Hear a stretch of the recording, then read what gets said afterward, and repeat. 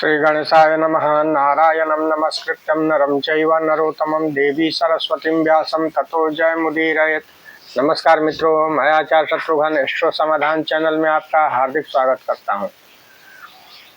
मित्रों, आज मैं लेकर आया हूं आपके लिए गृह भूमि शोधन एवं वास्तु से संबंधित विचार।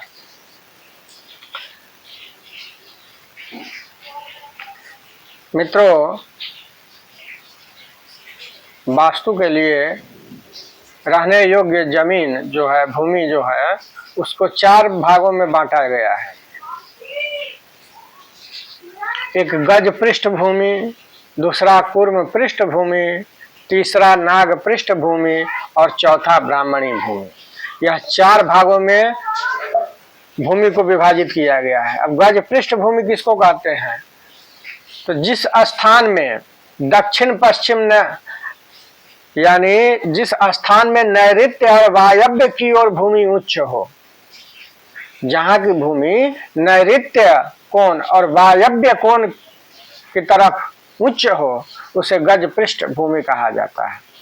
कहने का मतलब है, फिर से समझिए, जिस स्थान की भूमि नैऋत्य और वायव्य की ऊंची हो और ईशान और अग्निकोण की भूमि नीची हो, ढलान सहित हो, तो वैसे भूमि को गज पृष्ठ भूमि कहा जाता है।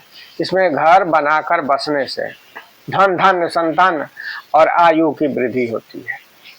कूर्म पृष्ठ भूमि, जहां भूमि मध्य में ऊंची हो और चारों दिशाओं में भूमि के झुकाव हो, भूमि बीच में ऊंची हो और चारों दिशाओं में झुकी हुई हो, वैसे भूमि को कूर्म पृष्ठ भूमि कहा जाता है। इस स्थान में वास करने से नित्य उत्साह, धन धान्य संतान और आरोग्यता, यश और प्रतिष्ठा की वृद्धि होती है। तीसरा है दैत्य पृष्ठ भूमि। वैसी भूमि ईशान कोण पूर्व और अग्नि कोण में उच्च हो, ईशान कोण पूर्व और अग्नि कोण में उच्च हो और पश्चिम में नीचा हो, वैसे भूमि को दैत्य पृष्ठ भूमि कहा जाता है। इसमें वास करने से इसका फल अति अशुभ बताया गया है। यहाँ ऐसी भूमि पे वास नहीं करना चाहिए। नाग पृष्ठ भूमि, चौथी भूमि नाग पृष्ठ भूमि है। नाग पृष्ठ भूमि जहां दक्षिण और उत्तर दोनों दिशा में उच्च हो, जहां की भूमि दक्षिण और उत्तर दोनों दिशा में उच्च हो, बीच में नीचा हो, वह नाग पृष्ठ भूमि कहलाती है। इसमें वास करने से फल अति अशुभ बताया जाता है। ये तो हो गए 4 तरह की भूमियां। इसी तरह 4 और विभागों में बांटी गई है भूमियां। एक ब्राह्मणी भूमि, एक क्षत्रिय भूमि, एक वैश्या भूमि और एक शूद्रा भूमि। अब ब्राह्मणी भूमि किसे कहते हैं? ब्राह्मणी भूमि वैसी भूमि है जहां की मिट्टी श्वेत हो और कोमल हो, वैसी भूमि को ब्राह्मणी भूमि कहा गया है। यह ब्राह्मणों के बसने योग्य शुभ कहा जाता है।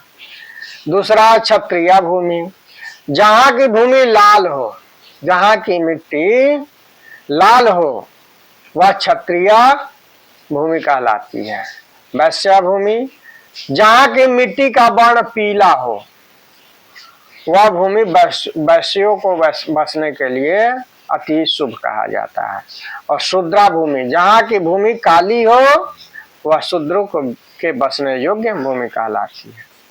चारों वर्ण अपने अपने वर्ण की भूमि में वास करे तो शुभ फल कहा गया है। वैसे तो कहा जाता है कि ब्राह्मणों के लिए सब भूमि वास करने योग्य कही गई है।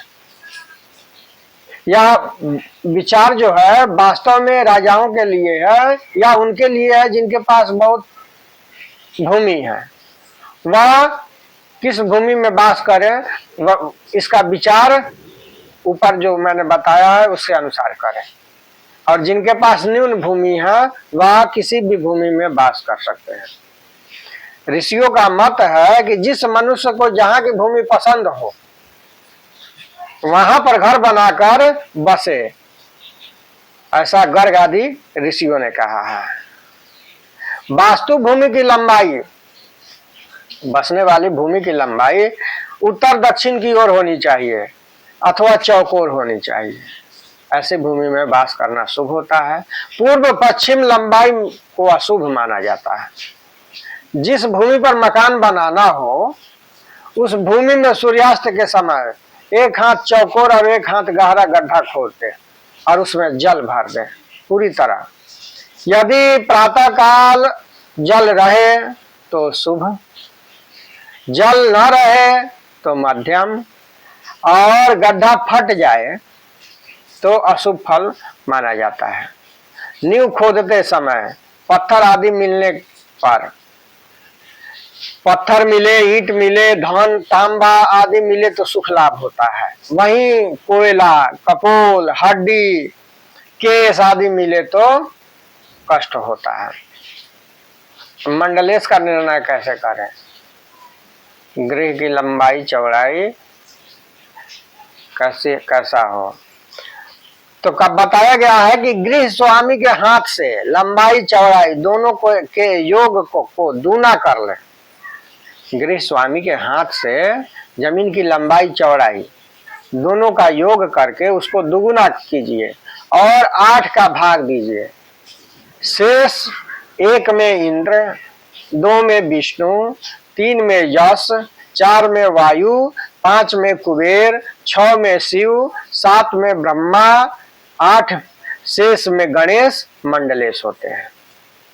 इसी प्रकार दूसरा सूत्र है कि लंबाई चौड़ाई के योग को 9 से भाग देने पर, लंबाई चौड़ाई के योग को 9 से भाग देने पर शेष 1 में दाता, 2 में भूपति, 3 में नपुंसक, 4 में चोर और 5 में विचक्षण, 6 में भोगी, 7 में धनाढ्य, 8 में दरिद्र एवं 9 में कुबेर मंडलेश होते हैं। अब सूर्य वेद और चंद्र वेद का विचार कैसे करते हैं? तो चंद्रवेदी गृह होना चाहिए। हम जिस घर में रहते हैं वह घर चंद्रवेदी होना चाहिए और सूर्यवेदी जलाशय होना चाहिए। वाटिका सूर्यवेदी और चंद्रवेदी दोनों शुभ हो सकता है। पूर्व पश्चिम लंबा मकान सूर्यवेदी होता है। पूर्व और पश्चिम की लंबाई लिए हुए मकान सूर्यवेदी होता है और उत्तर दक्षिण की लंबाई लिए हुए मकान चंद्रवेदी होता है। मकान चंद्रवेदी शुभ होता है। चंद्रवेदी मकान में धन और कुल की वृद्धि होती है। सूर्यवेदी मकान धन कुल का नाशक होता है। बाग बगीचा सूर्यवेदी और चंद्रवेदी दोनों प्रशस्त कहा गया है। देवालय मंदिर के लिए सूर्य